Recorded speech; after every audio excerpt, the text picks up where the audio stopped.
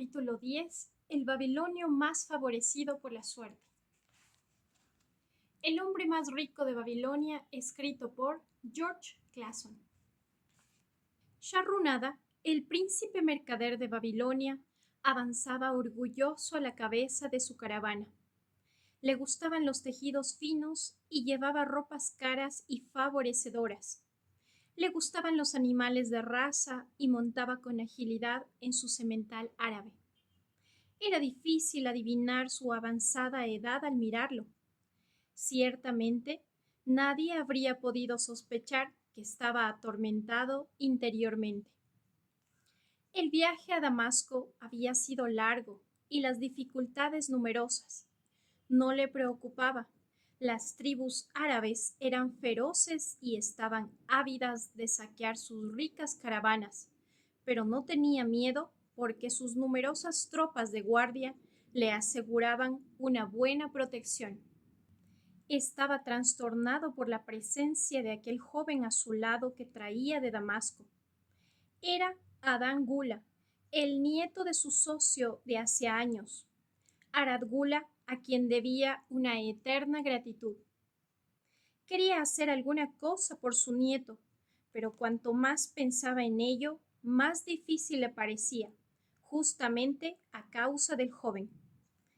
Cree que las joyas son adecuadas para los hombres, pensó, mirando los anillos y pendientes del joven, y sin embargo, tiene el rostro enérgico de su abuelo. Pero él no llevaba ropas de colores tan llamativos. Lo he invitado a venir conmigo, esperando poderle ayudar a hacerse una fortuna y a huir del derroche con que su padre ha gastado su herencia. Adán Gula puso fin a sus reflexiones. ¿Para qué trabajáis tan duramente, siempre de un lado a otro, con vuestra caravana haciendo largos viajes? ¿Nunca os tomáis un tiempo para gozar de la vida? ¿Gozar de la vida?, repitió sonriendo Sharrunada.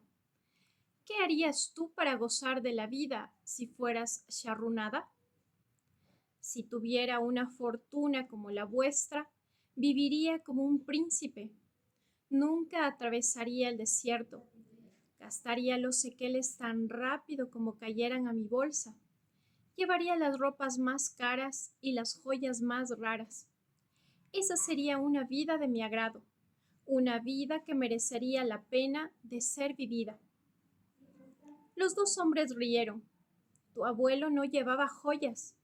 Sharrunada había hablado sin pensar. Luego continuó en tono de broma. ¿Y no dejarías un tiempo para trabajar? El trabajo está hecho para los esclavos, respondió Adán Gula. Sharrunada se mordió los labios, pero no respondió. Condujo en silencio hasta que el camino los llevó hasta una cuesta. Allí frenó su montura y señaló hacia el lejano valle verde. Mira el valle, mira más lejos y podrás ver las murallas de Babilonia. La torre es el templo de Bel. Si tu vista es aguda, podrás incluso ver el humo del fuego eterno en lo más alto. Así, ¿aquello es Babilonia? Siempre he deseado ardientemente ver la ciudad más rica del mundo, comentó Adán Gula. Allí donde mi abuelo empezó a levantar su fortuna. Si todavía estuviera vivo, no estaríamos ahora dolorosamente oprimidos. ¿Por qué deseas que su espíritu permanezca en la tierra más allá del tiempo que le correspondía? Tú y tu padre podéis culminar su trabajo. Desgraciadamente, ninguno de los dos tenemos sus dones. Mi padre y yo no conocemos el secreto para atraer los sequeles de oro. Sharrunada no respondió, pero aflojó las bridas de su montura y bajó pensativo por el sendero que llevaba al valle. La caravana lo seguía envuelta en una nube roja de polvo. Más tarde llegaron al camino real y tomando rumbo hacia el sur, atravesaron tierras irrigadas. Tres viejos que trabajaban en un campo llamaron la atención de Charrunada. Le parecían extrañamente familiares. ¡Qué ridículo! No pasas 40 años más tarde por un campo y encuentras los mismos labradores. Sin embargo, algo le decía que eran los mismos. Uno de ellos sostenía débilmente el arado. Los otros dos, al lado de los bueyes, se esforzaban, pegándoles en vano para que continuaran avanzando. 40 años antes, él había envidiado a esos hombres. Qué gustoso habría cambiado con ellos de lugar. Pero qué diferencia ahora. Se volvió para mirar su caravana con orgullo, sus camellos y asnos bien elegidos y pesadamente cargados de mercancías valiosas provenientes de Damasco. Todos aquellos bienes, menos uno, le pertenecían. Señaló a los labradores diciendo: harán el mismo campo desde hace 40 años. ¿Se deben parecer? ¿Qué os hace pensar que son los mismos? Ya los he visto aquí, respondió Charrunada. Los recuerdos recorrieron rápidamente su pensamiento. ¿Por qué no podía vivir en el presente y enterrar el pasado? Vio entonces como en una imagen la cara sonriente de Arad Gula, la barrera entre él y aquel joven cínico que estaba a su lado cayó. Sin embargo, ¿cómo podía ayudar a un joven soberbio con ideas de lujo y las manos cubiertas de joyas? Podía ofrecer trabajo en abundancia a hombres dispuestos a trabajar, pero nada a los que consideraban que el trabajo era indigno de ellos. Pero debía Arad Gula algo más concreto que una tentativa a medias. Arad Gula y él nunca habían hecho las cosas de esta manera. Estaban hechos de otra madera. Se le ocurrió un plan de manera repentina. No sería fácil. Debía considerar a su familia y su propio estatus.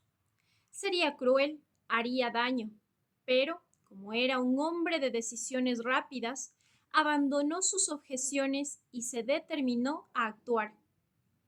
¿Te gustaría saber cómo tu abuelo y yo formamos una sociedad que se revelaría tan ventajosa? ¿Por qué no me cuentas solo cómo conseguiste los sequeles de oro? Eso es lo único que necesito saber, replicó el joven. Comencemos por los hombres que están arando, continuó. Charrunada, ignorando su respuesta.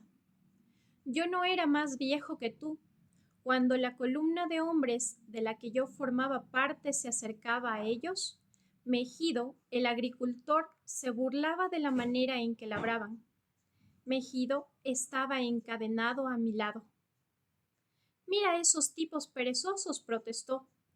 El que aguanta el arado no hace fuerza para labrar profundamente. Los otros no vigilan que los bueyes no salgan del surco. ¿Cómo pueden esperar tener una buena cosecha si trabajan tan mal? ¿Habéis dicho que Megido estaba encadenado a vuestro lado? Preguntó Adán Gula, sorprendido. Sí, llevábamos un collar de bronce alrededor del cuello. Una pesada cadena nos unía los unos a los otros.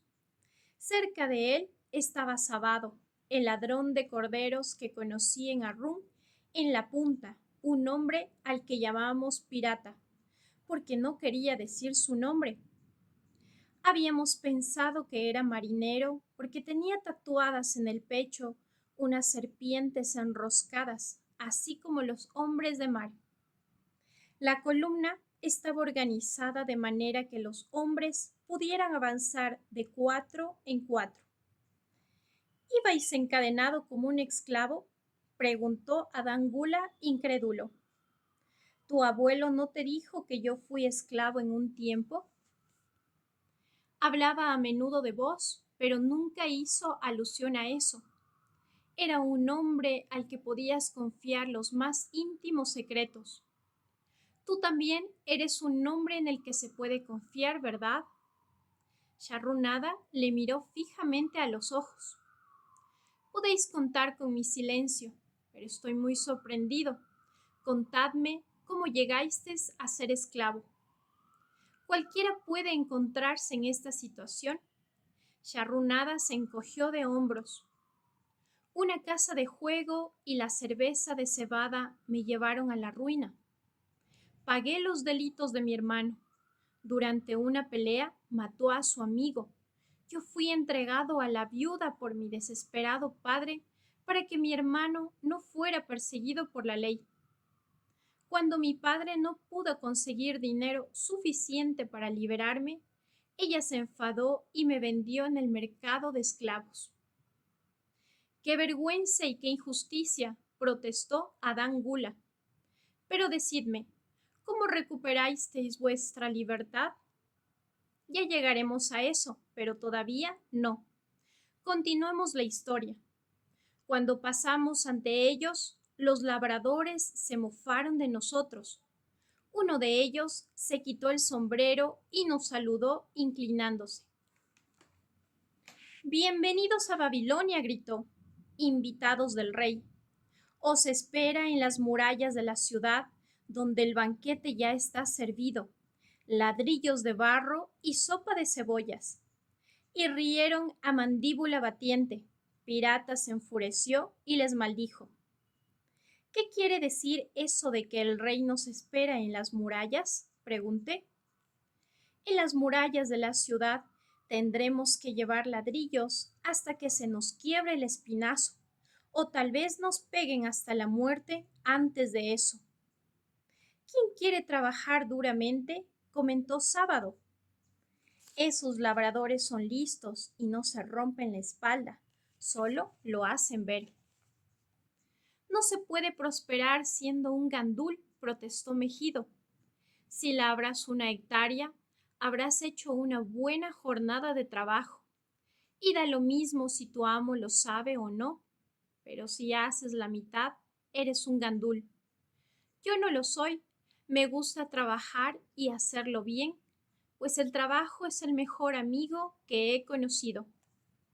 Me ha dado todas las cosas buenas que tengo, mi granja y mis vacas, mis cosechas, todo. ¿Y dónde están todas estas cosas ahora?, se burló Sábado. Creo que es más provechoso ser inteligente y pasar desapercibido sin trabajar. Mírame a mí. Cuando nos vendan, yo transportaré agua o haré alguna otra tarea fácil, mientras tú, que te gusta trabajar, te partirás el espinazo transportando ladrillos. Y rió estúpidamente. Esa noche me invadió el terror. No podía dormir.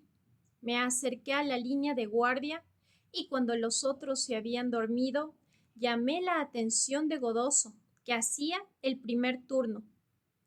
Era uno de esos tunantes árabes, una especie de canalla que creía que, si te robaba, además te tenía que cortar el cuello. Dime, Godoso, le susurré, ¿nos venderán cuando lleguemos a las murallas de Babilonia? ¿Para qué lo quieres saber?, preguntó prudentemente. No lo entiendes, le supliqué. Soy joven y quiero vivir. No quiero ser hostigado o azotado hasta la muerte. ¿Tengo posibilidades de tener un buen amo? Voy a decirte algo, me susurró en respuesta. Tú eres un buen tipo, no me das problemas. La mayoría de las veces somos los primeros en ir al mercado de esclavos. Escucha lo siguiente. Cuando vengan los compradores, diles que eres un buen trabajador, que te gusta trabajar duro y para un buen amo. Si no los animas a comprarte, el día siguiente te encontrarás llevando ladrillos, un trabajo agotador. Después se alejó. Me tumbé en la arena caliente mirando las estrellas y pensando en el trabajo. Aquello que había dicho Mejido de que el trabajo era su mejor amigo me hizo preguntarme si también sería el mío. Verdaderamente lo sería si me ayudaba a liberarme. Cuando Mejido se despertó, le susurré la buena noticia. un brillo de esperanza nos acompañó de camino a Babilonia. A media tarde nos íbamos acercando a las murallas y podíamos ver las filas de hombres parecidos a hormigas negras que escalaban por los escarpados senderos. Al aproximarnos, quedamos sorprendidos de ver a miles de hombres que trabajaban. Algunos cavaban los fosos, otros transformaban la tierra en ladrillos de barro. La mayoría carreteaba ladrillos en grandes cestas por los empinados caminos hasta donde se encontraban los albañiles. Los vigilantes insultaban a los rezagados y hacían chasquear los látigos en la espalda de los que se salían de la fila. Algunos pobres hombres agotados se tambaleaban y caían bajo las pesadas cestas, incapaces de levantarse. Si los latigazos no podían ponerlos de pie, los apartaban de las filas y los dejaban de lado. Pronto caerían cuesta abajo, con los demás cuerpos de esclavos que esperaban junto al camino una sepultura sin bendecir. Me estremecí mirando esta escena. Aquello es lo que esperaba al hijo de mi padre si no tenía éxito en el mercado de esclavos. Godoso tenía razón. Atravesamos las puertas de la ciudad y nos dirigimos hacia la prisión de esclavos. A la mañana siguiente nos condujeron al recinto del mercado.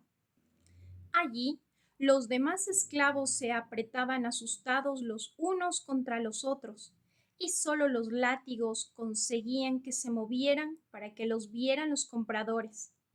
Mejido y yo hablábamos animadamente con todos los hombres que nos lo permitían. Las famosas construcciones de la antigua Babilonia, las murallas, los templos, los jardines colgantes y los grandes canales fueron posibles gracias al trabajo de esclavos, principalmente prisioneros de guerra, lo que explica el trato inhumano que recibían. Algunos también eran ciudadanos de Babilonia y sus provincias, vendidos como esclavos a causa de delitos que hubieran cometido o de problemas financieros. Era costumbre que los hombres se ofrecieran a sí mismos o a sus familias para garantizar el pago de préstamos, juicios legales y otras obligaciones, por lo que en caso de impago, las personas afectadas podrían ser vendidas como esclavos. El vendedor de esclavos llamó a los soldados de la Guardia Real, que encadenaron a Pirata y le pegaron brutalmente en cuanto protestó. Cuando se lo llevaron, sentí pena por él. Mejido presintió que pronto nos separaríamos, y cuando no teníamos compradores cerca, me hablaba seriamente para hacerme comprender hasta qué punto sería importante el trabajo en mi futuro. Algunos hombres lo detestan, lo hacen su enemigo. Es mejor que lo trates como a un amigo, hacer que te quiera. No te preocupes si es duro. Cuando quieres construir una buena casa, no te importa si las vigas son pesadas o si el pozo del que sacas el agua para el yeso está lejos. Prométeme, muchacho, que si tienes un amo, trabajarás para él tanto como puedas. No te inquietes si él no aprecia tu trabajo. Recuerda que el trabajo bien hecho hace bien al que lo realiza, lo convierte en un hombre mejor. Aquí se paró porque un corpulento agricultor venía hacia la valla para mirarnos con interés. Mejido le preguntó sobre su granja y sus cultivos, convenciéndolo de que le sería de gran utilidad. Tras un violento regateo con el vendedor de esclavos, el granjero sacó una gran bolsa de oro de entre sus ropas y poco después Mejido seguía a su nuevo amo y desaparecería. Otros hombres fueron vendidos durante la mañana. A mediodía, Godoso me confió que el vendedor estaba ya harto y que no pasaría una noche más allí, sino que al atardecer llevaría el resto de los esclavos al comprador del rey. Yo ya estaba desesperado por mi suerte cuando un hombre gordo y de aspecto amable se acercó al muro y preguntó si entre nosotros habría algún pastelero. ¿Para qué un buen pastelero como vos necesita un pastelero de calidad inferior? Le dije acercándome. ¿No sería más fácil enseñar a un hombre de buena voluntad como yo los secretos de vuestro oficio? Miradme, soy joven, fuerte y me gusta trabajar. Dadme una oportunidad y haré todo lo que pueda para llenar de oro vuestra bolsa. Quedó impresionado por mi buena voluntad y comenzó a regatear con el vendedor. Este nunca se había fijado en mí desde que me compró, pero ahora alababa con gran elocuencia mis virtudes, mi buena salud y mi buen carácter. Me sentí como un buey cebado que vendieran a un carnicero. Para mi gran alegría, al final se cerró el trato y me fui con mi nuevo amo, pensando que era el hombre más afortunado de Babilonia. Mi nueva casa era de mi agrado. Nana Naid, mi amo, me enseñó a moler la cebada en un cuenco de piedra, a hacer un fuego en el horno y finalmente a moler muy fina la arena de sésamo para hacer los pasteles de miel. Yo dormía en el granero en el que guardaban el cereal. La vieja esclava, la criada Guasti, me alimentaba bien y estaba contenta de que le ayudara a hacer las tareas más difíciles. Esa era la oportunidad de ser útil a mi amo que había deseado ardientemente y en ella esperaba encontrar una vía para ganar mi libertad. Pedí a Nananaid que me enseñara a amasar y cocer el pan, y lo hizo, contento por mi buena voluntad. Más tarde, cuando ya dominaba esas técnicas, le pedí que me mostrara cómo hacer los pasteles de miel y pronto hice toda la pastelería. Mi amo estaba contento de poder no hacer nada, pero Swasti sacudía la cabeza en signo de desaprobación. No es bueno para ningún hombre estar sin trabajar, afirmaba. Pensé que era el momento de empezar a pensar en una manera de ganar las monedas para comprar mi libertad. Como acababa mi trabajo a mediodía, pensé que Nananaid estaría de acuerdo en que buscara un empleo provechoso para las tardes, trabajo del que podríamos compartir los beneficios. Después tuve una idea. ¿Por qué no hacer más pasteles de miel y venderlos a los hombres hambrientos en las calles de la ciudad? Presenté mi plan a Nananaid de la siguiente manera. Si una vez que he terminado la pastelería puedo disponer de mis tardes para haceros gastar más dinero a vos, ¿no sería justo que compartierais parte de las ganancias conmigo? Así tendré un dinero propio para poder comprar las cosas que todo hombre desea y necesita. Es bastante justo, admitió. Cuando le presenté mi plan para vender pasteles de miel, estuvo muy contento. Mira lo que haremos, sugirió. Venderás a 1 céntimo el par. Me devolverás la mitad de lo que ganes para pagar la harina, la miel y la leña necesaria para cocerlos. Yo me quedaré con la mitad del resto y la otra mitad será para ti. Estaba bien contento de aquella generosa oferta que consistía en darme la cuarta parte de mis ventas. Aquella noche trabajé hasta tarde para fabricar una bandeja sobre la cual colocaría los pasteles. Nana Naid me dio uno de sus vestidos usados para que tuviera un aspecto decente y Swasti me ayudó a arreglarlo y lavarlo. El día siguiente hice una cantidad de más pasteles de miel. Comencé a anunciar mi mercancía paseándome por la calle. Los pasteles tenían aspecto de estar bien cocidos y apetitosos. Al principio nadie parecía interesado y me desanimé, pero continué. Y cuando más tarde los hombres tuvieron hambre, empezaron a comprar y muy pronto la bandeja estaba vacía. Nana Nanaid estaba muy contento de mi éxito y me pagó mi parte gustoso. Yo estaba encantado de tener algún dinero. Mejido tenía razón cuando decía que el amo aprecia los trabajos de un buen esclavo. Aquella noche estaba tan excitado por mi éxito que apenas pude dormir e intenté calcular cuánto podía ganar en un año y cuántos años necesitaría para comprar mi libertad. Pronto encontré clientes regulares paseándome con la bandeja de pasteles. Uno de ellos no era otro que tu abuelo, Arad Gula. Era vendedor de alfombras y las vendía a las amas de casa.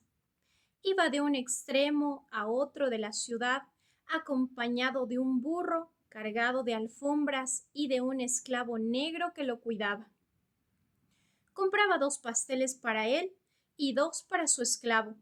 Siempre se entretenía a hablar conmigo mientras lo comían. Tu abuelo me dijo una cosa que recordaré siempre.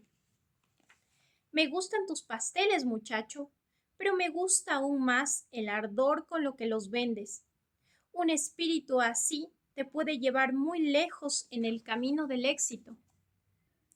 ¿Puedes comprender, Adán Gula, lo que esas palabras de aliento significaron para un joven esclavo, solo en una gran ciudad, que luchaba contra sí mismo para encontrar una puerta de salida a su humillación?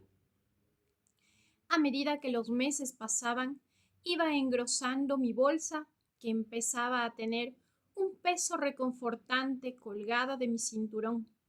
El trabajo se había convertido en mi mejor amigo, como había dicho Mejido. Yo estaba feliz, pero Suasti se mostraba intranquila. Temo por tu amo. Pasa demasiado tiempo en las casas de juego, protestaba. Un día me invadió la felicidad al encontrar a mi amigo Mejido en la calle. Llevaba 3 asnos cargados de verduras al mercado. Estoy muy bien, dijo. Mi amo aprecia mi trabajo y ya soy capataz. Mira, me confía los productos que vende en el mercado e incluso ha reclamado a mi familia. El trabajo me ayuda a recuperarme de mi gran desgracia y algún día me ayudará también a comprar mi libertad y a volver a tener una granja. Pasó el tiempo y cada día Nananaid tenía más prisas por verme llegar después de mi venta. Esperaba mi vuelta, contaba impaciente el dinero y lo dividía. Me presionaba para que buscara nuevos clientes y aumentara mis ventas. A menudo iba más allá de las puertas de la ciudad para buscar a los vigilantes de los esclavos que construían las murallas de la ciudad. Detestaba ver aquellas escenas desagradables, pero encontraba que los vigilantes eran compradores generosos. Un día vi sorprendido a Sábado, que esperaba en fila para llenar de ladrillo su cesto.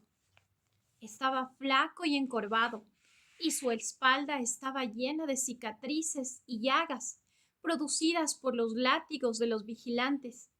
Me dio pena y le di un pastel que aplastó contra su boca como un animal famélico. Viendo el ansia que se reflejaba en su mirada, corrí antes de que pudiera atrapar mi bandeja. ¿Por qué trabajas tan duramente?, me preguntó un día Arad Gula. Casi la misma pregunta que tú me has hecho hoy, ¿te acuerdas? Le dije lo que me había contado Mejido sobre el trabajo y cómo había resultado ser mi mejor amigo. Le enseñé con orgullo mi bolsa de monedas y le conté que ahorraba para comprar mi libertad.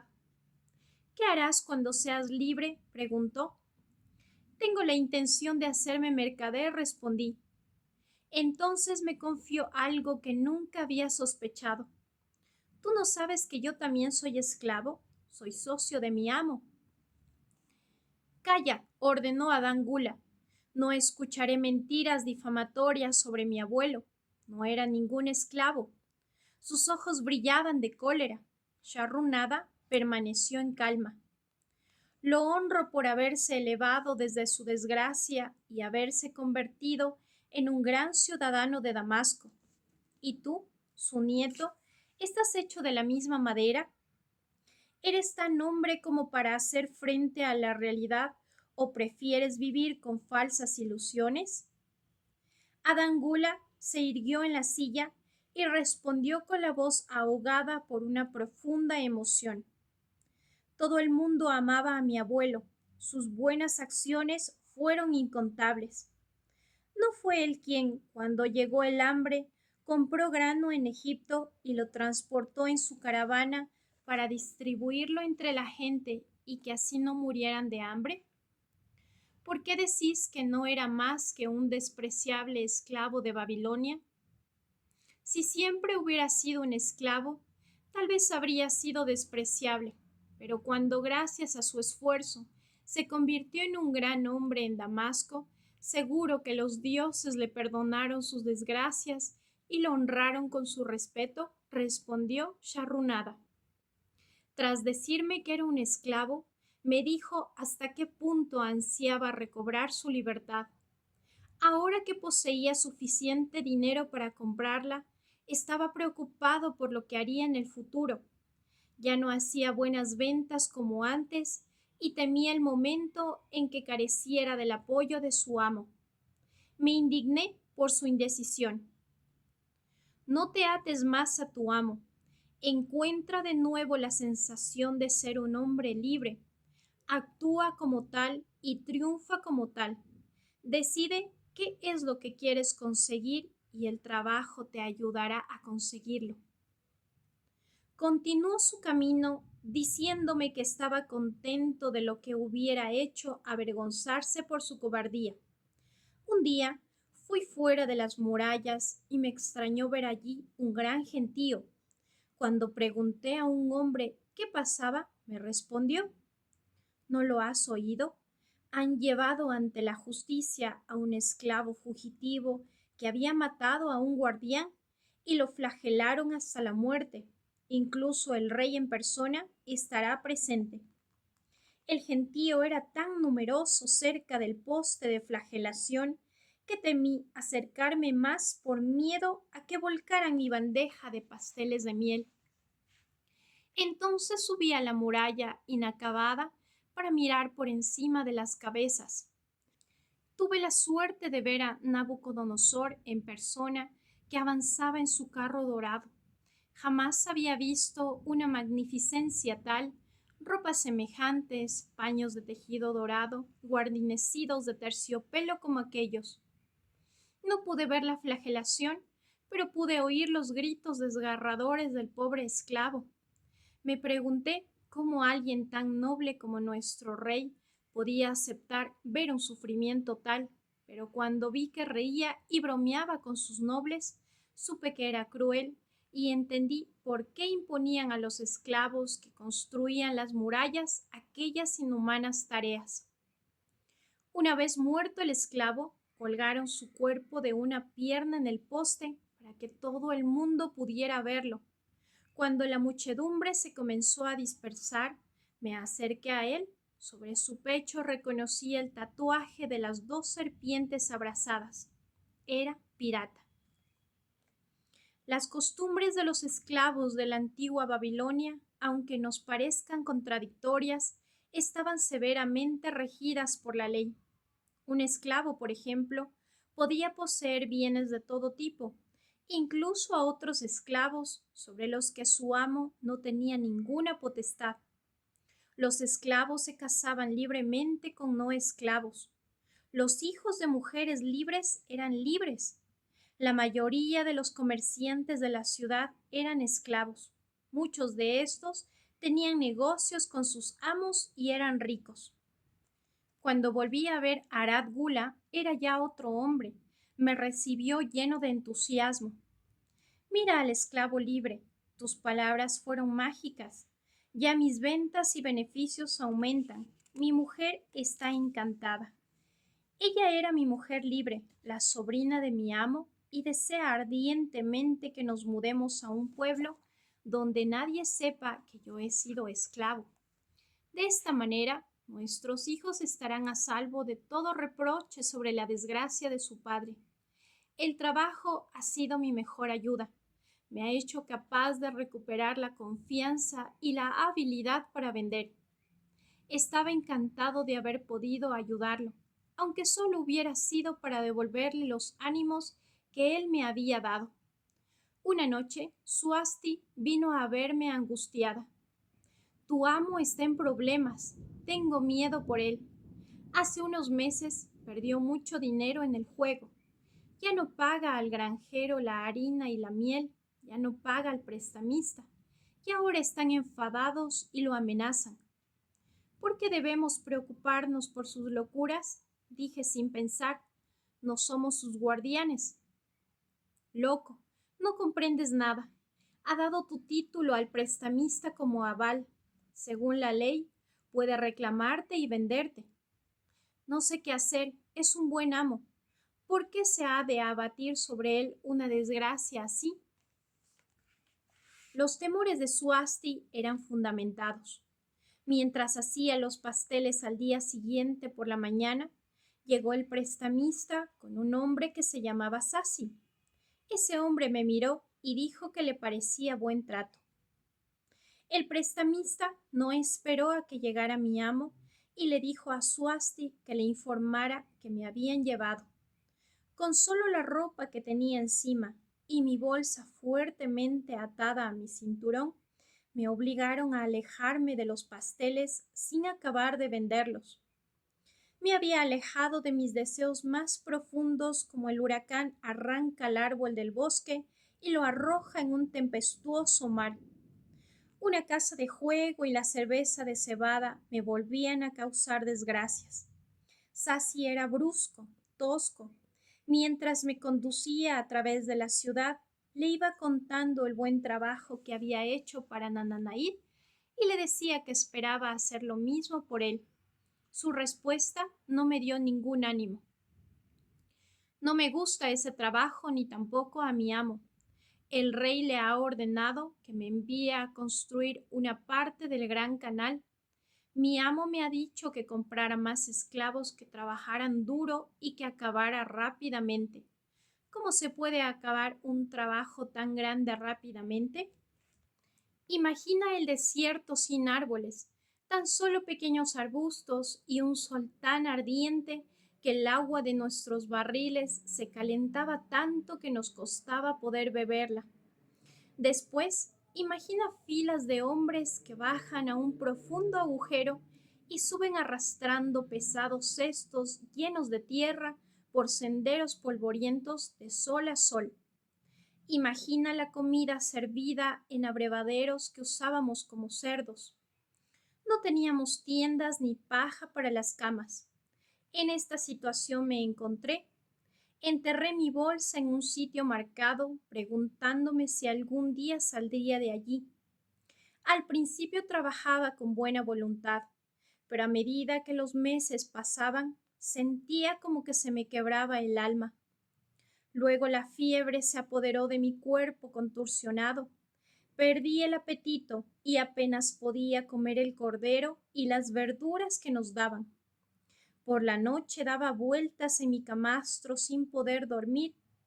En mi miseria me preguntaba si no era mejor el plan de sábado, holgazanear e intentar no partirse la espalda trabajando. Entonces recordé la última vez que lo había visto y me di cuenta de que su plan no era bueno. En mi amargura pensé en Pirata y me pregunté si no era preferible luchar y matar. La memoria de su cuerpo ensangrentado me recordó que también su plan era inútil. Entonces me acordé de Mejido. Sus manos eran profundamente callosas a fuerza de trabajar, pero su corazón estaba ligero y en su rostro había felicidad. Su plan era el mejor. Sin embargo, yo estaba tan dispuesto a trabajar como Mejido, él no habría trabajado más duramente. ¿Por qué mi trabajo no me proporcionaba felicidad y éxito? ¿Era el trabajo lo que había dado la felicidad y el éxito a Mejido, o estos eran bienes en manos de los dioses? Trabajaría el resto de mi vida sin satisfacer mis deseos, sin éxito ni felicidad. Todas estas preguntas se agolpaban sin respuesta en mi mente. Estaba dolorosamente confuso. Varios días más tarde, cuando ya me creía al límite de mis fuerzas y mis preguntas continuaban sin respuesta, Sasi me hizo buscar. Mi amo había hecho venir a un mensajero para llevarme a Babilonia. Cavé para recuperar mi precioso saquito. Lo escondí entre mis harapos y partí. Al marchar, aquellos mismos pensamientos siguieron pasando raudos por mi cerebro febril, como un huracán dando vueltas a mi alrededor. Me pareció vivir la extraña letra de una canción de Arum, mi ciudad natal. Mira al hombre que como un torbellino se comporta como la tormenta que en su carrera nadie puede seguir y su destino nadie puede predecir. ¿Era mi destino ser castigado y no saber por qué? ¿Qué miserias y decepciones me esperaban? Imagina mi sorpresa cuando al llegar al patio de la casa de mi amo, vi a Arad Gula que me esperaba. Me ayudó a entrar y me abrazó como a un hermano perdido hace tiempo. Por el camino le había seguido como un esclavo sigue a su amo, pero no me lo permitió. Pasó su brazo por mis hombros y me dijo: te busqué por todas partes. Cuando ya no tenía esperanzas, encontré a Suasti, quien me contó la historia del prestamista que me condujo hasta tu noble amo. Él ha negociado con dureza y me ha hecho pagar un precio exorbitante, pero tú lo vales. Tu filosofía y tu audacia han inspirado mi éxito actual. La filosofía de Megido, no la mía, interrumpí. La de Megido y la tuya, gracias a los dos. Ahora vamos a Damasco, donde te necesito como socio. Mira, dentro de un momento serás un hombre libre. Diciendo esto, sacó de su ropa una tablilla de barro que era mi título.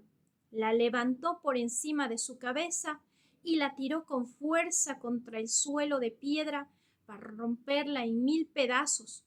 Pisó con alegría los trozos hasta que quedaron reducidos a polvo.